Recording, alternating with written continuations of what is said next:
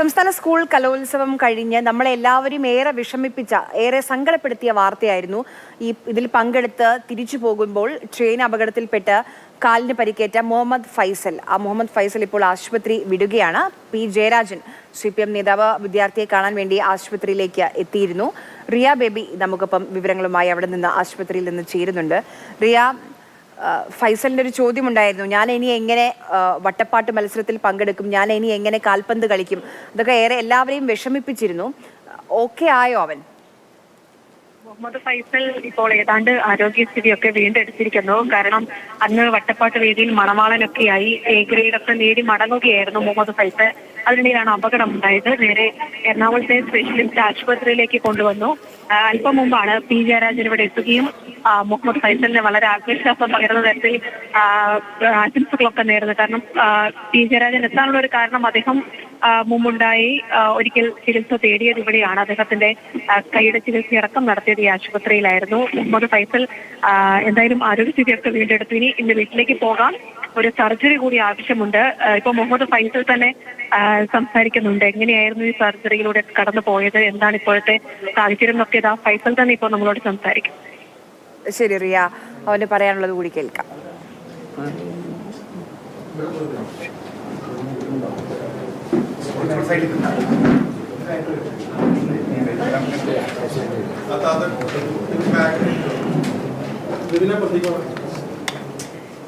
പെരുമ്പാവൂർ തണ്ടേക്കാട് ജമാഅത്ത് സ്കൂളിലെ 10ാം ക്ലാസ് വിദ്യാർത്ഥിയാണ് മുഹമ്മദ് ഫൈസൽ.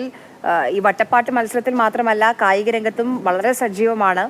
അതുകൊണ്ട് തന്നെയാണ് വലിയ രീതിയിൽ ഈ അപകടത്തിൽപ്പെട്ടതിന് ശേഷം അവനെ പെരുവിരൽ മുറിച്ചു മാറ്റേണ്ടി വന്നിരുന്നു. വലിയ പ്രയാസം, ഏറെ സങ്കടപ്പെടുത്തുന്ന ഒരു കാര്യമായിരുന്നു. നാട്ടിലെ ഫുട്ബോൾ ടൂർണമെന്റിലൊക്കെ സജീവമാണ് ഫൈസൽ.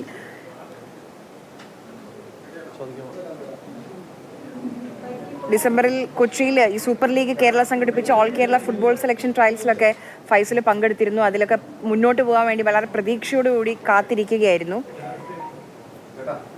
ഈ കലോത്സവത്തിൽ വട്ടപ്പാട്ട്, ഒപ്പന, ദഫ്മുട്ട്, കോൽക്കളി ടീമിലൊക്കെ ഉണ്ടായിരുന്നു. വട്ടപ്പാട്ടിൽ മണവാളനായി വേഷമിട്ടു. സംസ്ഥാന കലോത്സവത്തിന്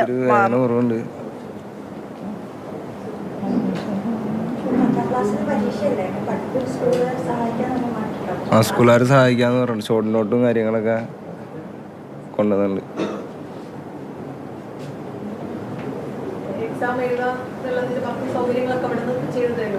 സൗകര്യങ്ങൾ ഇപ്പൊ സാറ് വന്നപ്പോ പറഞ്ഞായിരുന്നു, അപ്പൊ ചെയ്തു തരാന്ന് പറഞ്ഞ.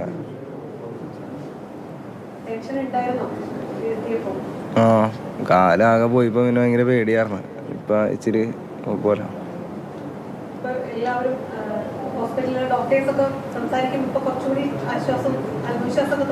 അവരെപ്പോഴും വന്ന് സമാധാനിപ്പിക്കാൻ നോക്കും. ചില സമയത്ത് ഇതൊക്കെ കാണുമ്പോ ഒരു പേടിയാവും.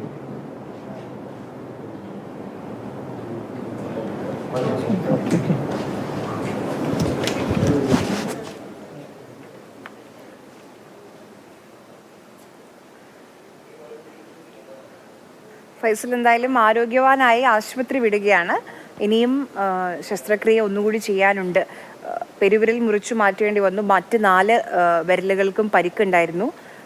സുഹൃത്തും കൂടെ ഉണ്ടായിരുന്നു. പക്ഷേ സുഹൃത്ത് ഷൂ ഇട്ടിരുന്നു ആ സമയത്ത്. അതുകൊണ്ട് സുഹൃത്തിനൊന്നും പരിക്ക് പറ്റിയിരുന്നില്ല. ഉടനെ തന്നെ ട്രെയിനിൻ്റെ പ്ലാറ്റ്ഫോമിനും അതിനിടയിൽ കുടുങ്ങിയിട്ടാണ് ഈ അപകടം ഉണ്ടായത്. കലോത്സവത്തിൽ പങ്കെടുത്ത് തിരിച്ചു പോകുന്ന സമയത്താണ്. ഉടനെ തന്നെ അധ്യാപകരും കൂടെയുള്ള ആളുകൾ എല്ലാവരും കൂടി ആശുപത്രിയിലേക്ക് എത്തിച്ചു. ശസ്ത്രക്രിയയൊക്കെ ചെയ്തു.